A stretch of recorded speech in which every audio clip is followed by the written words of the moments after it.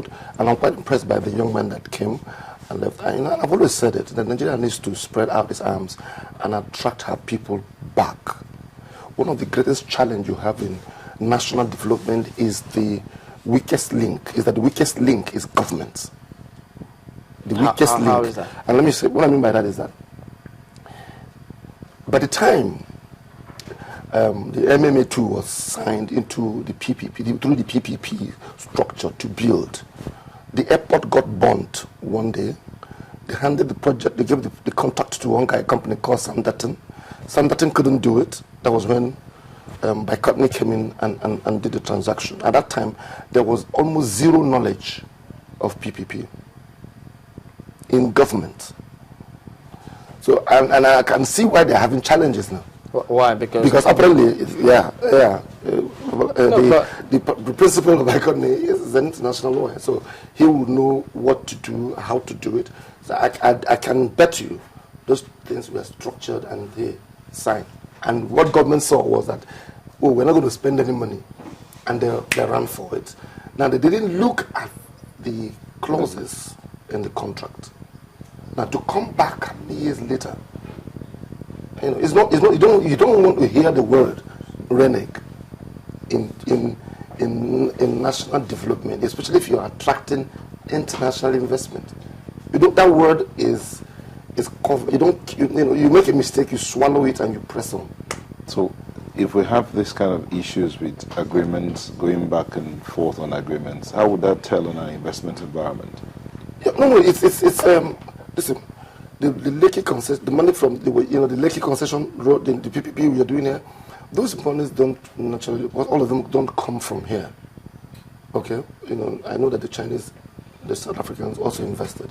So any ripple here goes back there, right? When you threw out, and I'm not any fan of Virgin people. When you threw them out, the Gestapo manner, threw them out.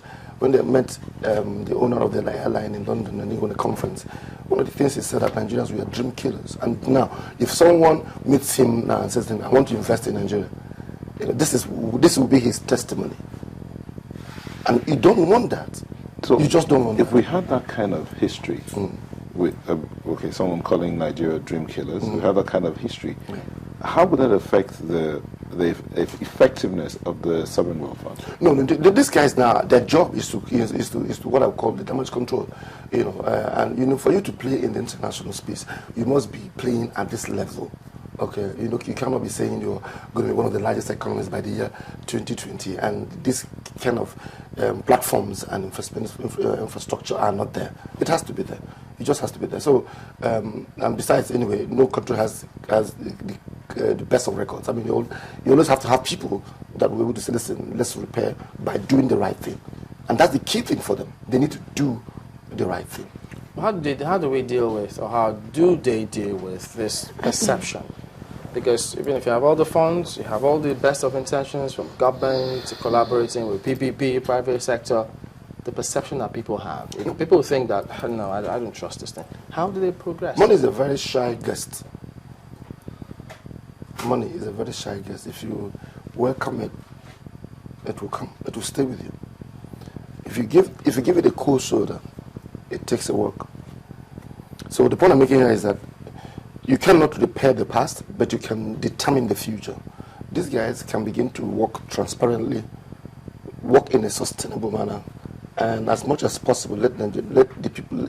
What the emerging economies always do wrong is they try to cover things up. But somebody will always ask interference by government. Who will give money a cold shoulder? Who doesn't like money? No. See, by money I mean what keeps it, which is always the investment. Money doesn't come; it comes in by investment. He raised the point about institutions. That we have made some progress in terms of institution building. Do you agree? Well, yes, I do agree. There'll be some marginal increment in institutional building, which is, the truth of the matter is that what we need. I've always said that we really need strong presence. Now, every institution... Strong persons? Strong persons. Not institutions. Now, institutions are good. strong persons. Even when you build an institution, I know it's a cliche, people said you want strong institutions rather than strong persons. Even when you build an institution, it will take people, strong people individually in those departments, a strong man like Uche, a strong person like finance ministers, individuals within institutions that have been built to make it sustainable. If not, what you will have is that when these guys pass on, march on or go to somewhere else, that institution weakens. So we as a people must begin to, and I made a comment, I said government is always the weakest link in development. And this is what I mean by that. In most developed countries, government creams out the nearly first 5-10% of the best in any industry, in any field. Government creams out. The way private sector will go to universities and go to job plan and hunt for the best to come in, government goes, because they are the ones that will engage in, the Babalakins, like in the days of PPP. They are the ones that will engage. They will, the government had to go out now to bring Anuche from outside, who used to be in UBS or JP Morgan. And by the way, some of these things are outsourced. The monies of Nigerians that invested are all outsourced. So whenever they want to now do, they're going to bring them in. So government must deliberately get her people to engage people that think. Engage people that think. It is, that's why even politics, you must begin to ask people who are representing you, can these guys play at the both national and international level? So the people that can't will naturally take a back seat. You've talked about marginal improvement.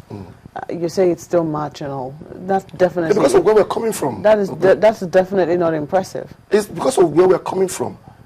Imagine all the amount of money you've invested in power, yet my generator was on throughout the night.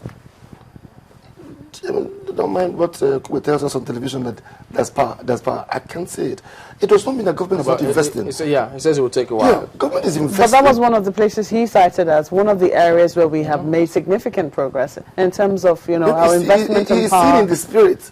He's seen in the spirit. And you're not saying that yet, are you? No, it's not physical.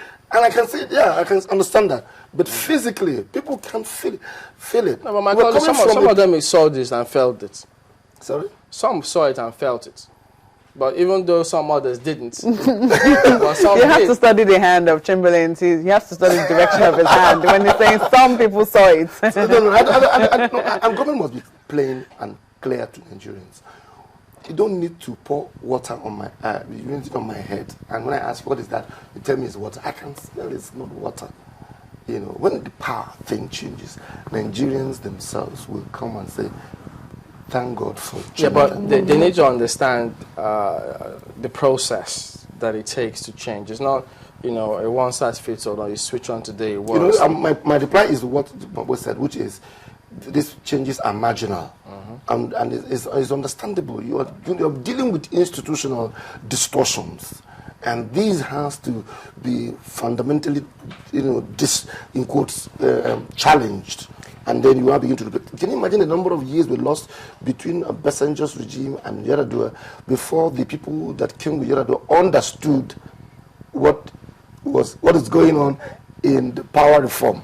They just couldn't get it. That's what I'm talking about government being the weakest link in national development. Government must deliberately engage, get in people on a sustainable level, on a sustainable, intelligent and intellectual people that can engage in all spheres. Just an Okonjo-Iweala in Ministry of Finance doesn't make Nigeria good. She's a star. But we need to have different people. You were talking about strong persons, and and you mentioned her as one of the strong people. I think she is.